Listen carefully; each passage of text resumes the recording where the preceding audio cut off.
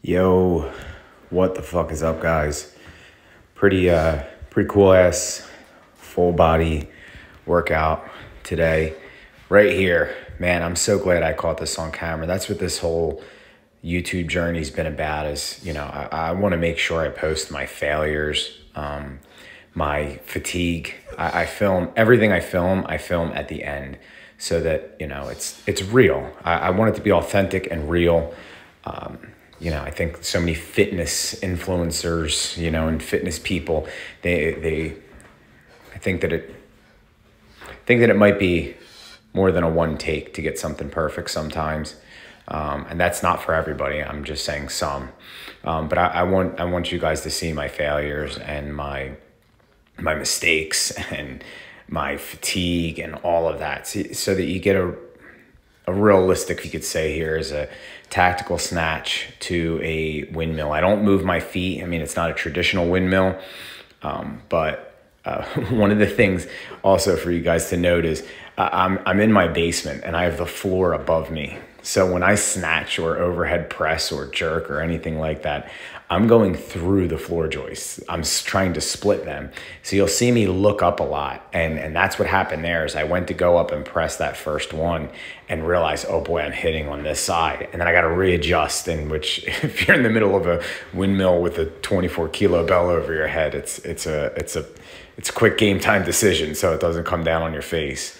That's why I always prefer to work out outside. But also, guys, if you're liking what you're seeing here, if what I'm doing resonates with you guys, please subscribe. Please drop a like and comment. I really want to interact with a lot of you guys. I want to, speak to like-minded people. It's not often we get to do that. I want to speak to other fucking savages and beasts out there. Here I was doing a kneeling halo.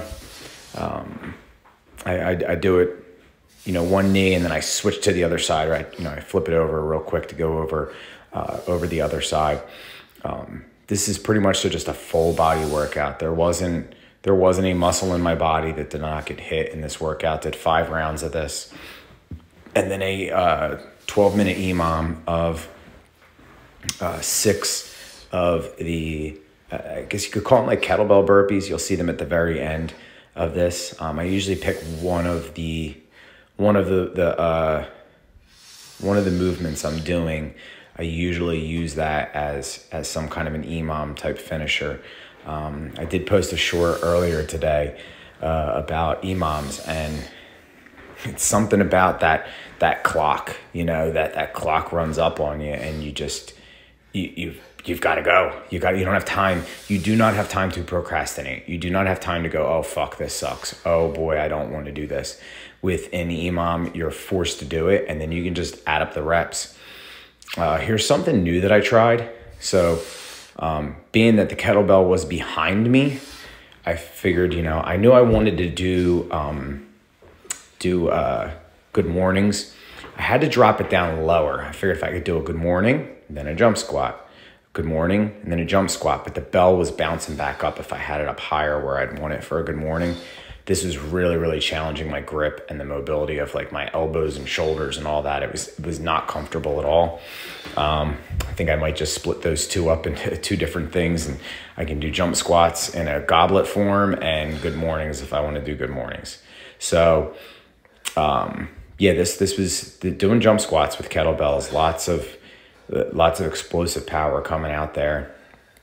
It's a lot easier to do with a sandbag than with a sandbag or with something like that. Or, I mean, I couldn't even imagine trying to do it other than in a goblet kind of a way. But, did these. Coming up after this, I have the kettlebell burpees that I was doing.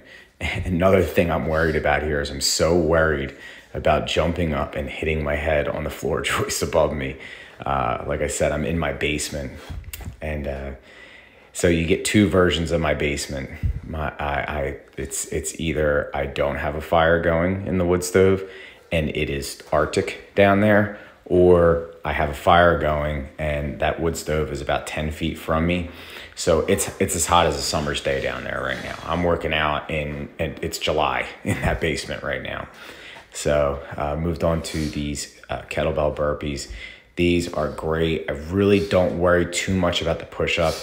You can see that I know I know my space. I was trying a different camera angle here, and I know my space, and I really should have just moved that sandbag because I keep trying to readjust myself, working my way around. But these catch up to you real quick. You do a few of these, and it really kicks the shit out of you. Definitely really good. I think throughout this whole workout, I like to keep an average. This was, about 1 hour exactly with the EMOM, and I like to keep an average heart rate of around 150. When I see that, I know that I had a good workout. Not to mention, I forgot to point out my new heart rate monitor. I wouldn't have thought about getting that, but saw To The Core Media had one, and boy, does it work great.